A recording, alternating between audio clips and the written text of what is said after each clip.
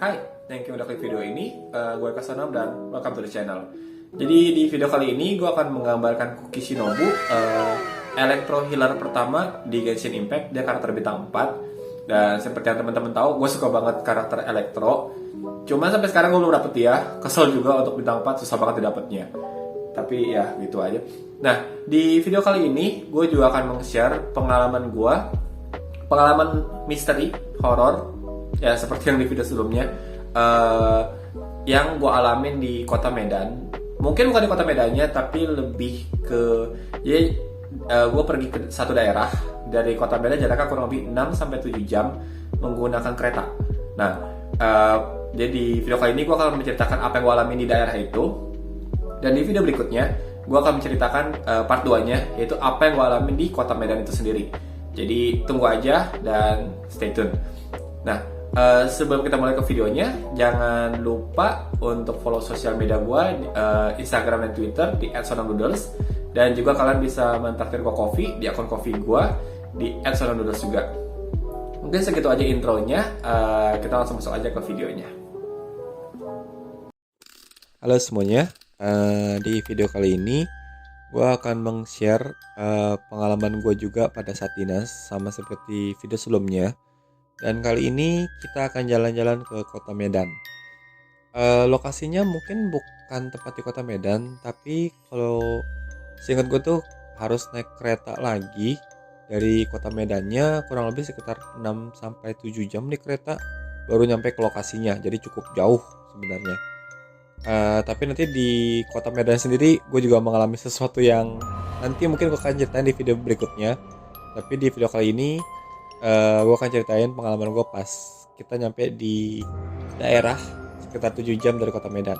Jadi ini di mes karyawan. Sebelumnya gue ceritain dulu, di mes karyawan itu tempat gue nanti tinggal sama teman-teman kantor. Itu bangunannya kayak bangunan, kalau bisa bilang kayak bangunan Belanda mungkin ya. Jadi mesnya itu tua. Jadi lokasi yang tempat gue datang ini termasuk lumayan tua, salah satu yang tertua juga di Indonesia. Seingat gue ya, jadi kalau misalkan salah ya begitulah. Nah, bangunan itu kayak bangunan Belanda. Jadinya langit-langitnya tuh tinggi banget. Jadi sekitar tinggi banget. Terus ruangannya juga belok-belok. Sedikit aneh sih, mungkin susah dijelasin. Ruangannya tinggi, terus WC-nya juga panjang. Jadi sekitar 10 meter mungkin. Jadi jarak dari pintu sampai ke bak mandi, jadi masih pakai bak mandi, itu jauh banget. Itu, nah, terus jadinya pas masuk ke mes, jadi kita di total ada sekitar 2 bangunan, mungkin lebih, cuman yang gue lihat cuma 2. Di tengah, di luarnya itu ada tanah kosong, bukan tanah kosong sih, lebih kayak halaman. Kalau misalkan mungkin kayak sekolahan ya, ini halaman untuk upacara sejenisnya, karena ada tiang benderanya juga di tengah-tengah, persis lah kayak untuk upacara. Nah, di depan tiang benderanya itu sendiri ada pohon gede. Nah, pas gue nyampe, itu di pohon gede ini bukan pohon beringin, cuma pohon gede aja, udah lumayan tua. Gue kayak udah mulai ngeliat sesuatu. Jadi situ kayak gue ngeliat ada yang, ya biasalah, ada cewek yang nongkrong di situ. Cuman gue sih ya udahlah, selama gak ganggu ya udah gak apa-apa.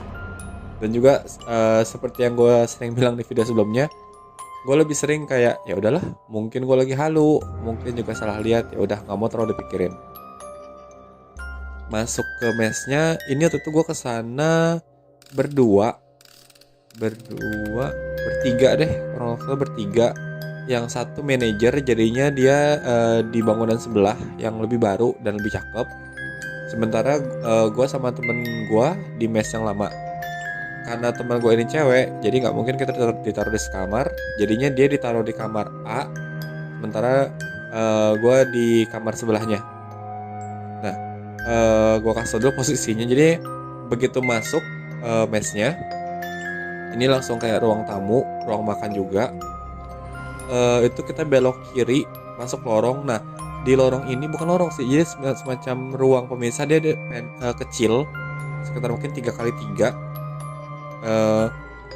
cuman untuk hub, bisa dibilang hub kali ya. Jadi kayak dari ruang tamu, jadi nanti ruang kecil ini di tengah-tengah untuk memisahkan antara WC yang tadi gue bilang gede banget, kamar A dan kamar B. Nah,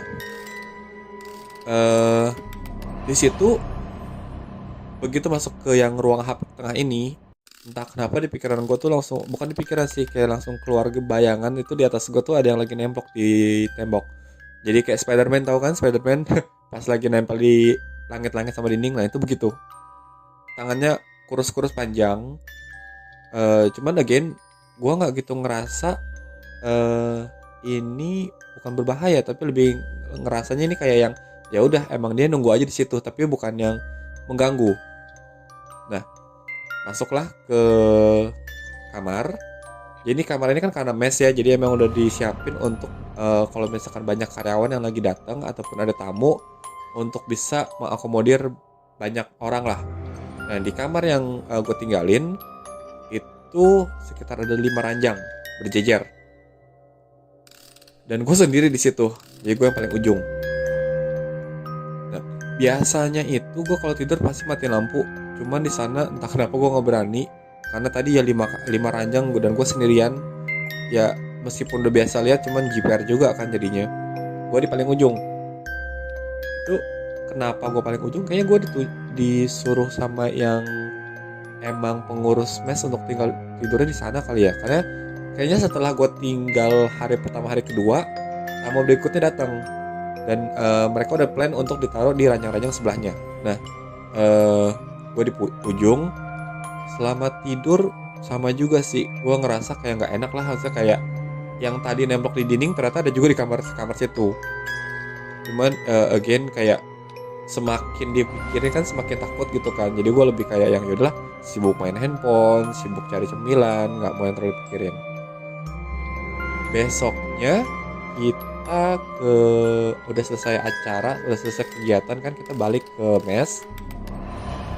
Terus gue sama temen gue ini mampirlah ke mes yang kedua. Di mes yang kedua ini lebih bagus sih, bangunannya lebih modern. Jadi kalau misalkan yang sebelumnya tuh lantainya tuh kayak di semen doang,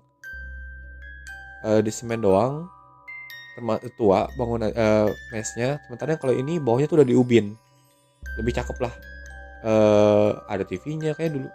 TV-nya sama-sama ada TV, teman yang ini kayak lebih baru, furniture-nya lebih bagus, bener-bener mes modern lah. Sementara yang gue tinggalin tuh mes tua. Pas lagi lihat-lihat kan itu namanya kepo kan, meskipun sebenarnya punya perusahaan nggak boleh sembarang ngintip-ngintip masuk-masuk. Emang gue kepo-kepo aja ngelihat, oh ini mesnya bagus ya, ngelihat di WC-nya, ngelihat di mana, ngelihat di kamar yang satu lumayan bagus. Sampai gue masuk ke, bukan masuk sih, gue mengarah ke salah satu kamar.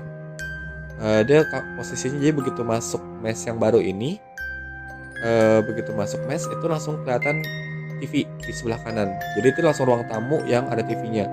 Nah, di belakang TV ini tuh sebenarnya kamar. Nah, pas gue udah keliling-keliling mes yang baru ini, gue pengen ngintip ngeliat yang ini kamar siapa ya, pengen gue buka. Pas gue mau pas pegang knop pintunya, tiba-tiba kedengeran ada suara di belakang yang bilang jangan dibuka. Maksudnya intinya gue nggak boleh kesana lah. Meskipun kondisinya itu gue sendirian, bukan nggak sendirian sih, yang lain lagi di tempat lain, lagi nongkrong di meja atau lagi nongkrong ngapain lah. Yang penting gue nggak sendirian, tapi kondisinya pas gue mau buka itu nggak ada orang sekeliling gue.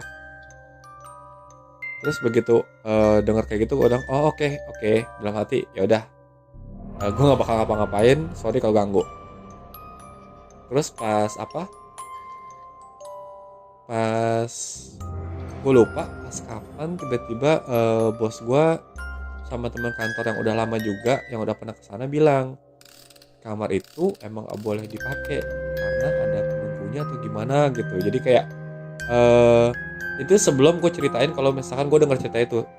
Mostly kalau misalkan ada apapun yang terjadi, gue jarang cerita sih ke teman-teman kantor karena gue nggak yakin mereka percaya.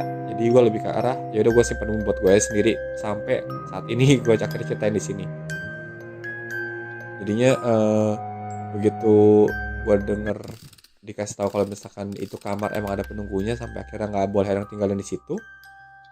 Dalam hati, oh oke, ya udah, mungkin yang kasih tahu gue untuk nggak buka pintu itu ya itulah si penunggu, gue nggak boleh ngapa-ngapain di situ.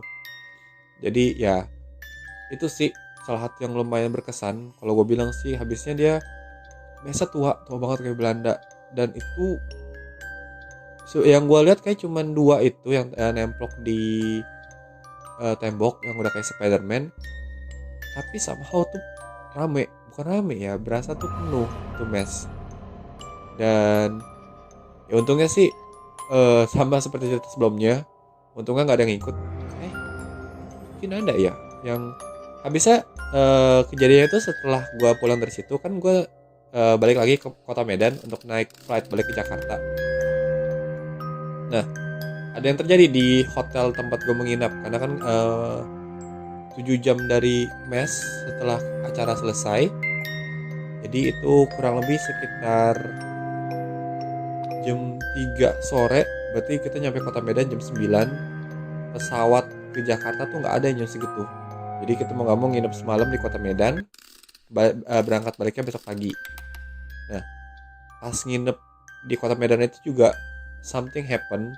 Cuman kayaknya mungkin gue ceritain lagi di video berikutnya. Mungkin bilang Medan part 2 ya. Dan kalau yang ini mungkin segitu aja, nggak banyak. Cuman ya gue mau sharing aja sih pengalaman gue. Hope you enjoy, and I'll speed up the video. I'll see you next session.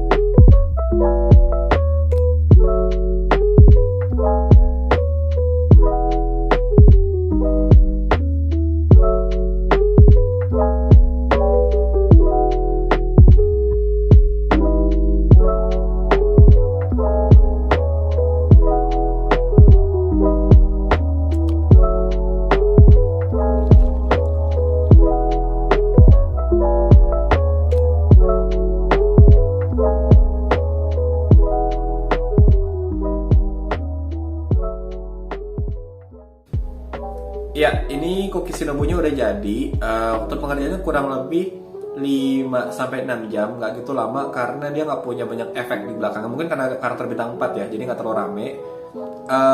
Gue lebih rada complicated dengan bajunya, outfitnya dia, karena ternyata rempong juga. Gue pikir simple, ternyata enggak, udah kayak itu aja. Nah, gimana teman-teman untuk yang pengen full, apakah sudah dapat cookie? Gimana menurut kalian? Apakah dia enak dipakai apa enggak? Kalau misalkan gue nonton di YouTube, banyak yang bilang kalau misalkan si cookie ini kayak kitnya aneh. Sebagai DPS nanggung, sub juga nggak bisa, healer yang harusnya ada sebagai healer yang bagus, tapi juga kayak nggak seheboh Bennett ataupun yang lain healernya, kayak semua itu serba nanggung. Tapi katanya kalau misalkan nanti karakter Dedro udah keluar, dia bisa bersinergi dengan baik katanya. Jadi ya kita tunggu aja. Tapi untuk secara desain overall gue suka. Ya gue suka elektro karena warnanya ungu begitu, dan ya I really like it. Jadi segitu aja video kali ini. Thank you for watching and I'll see you next video. Bye.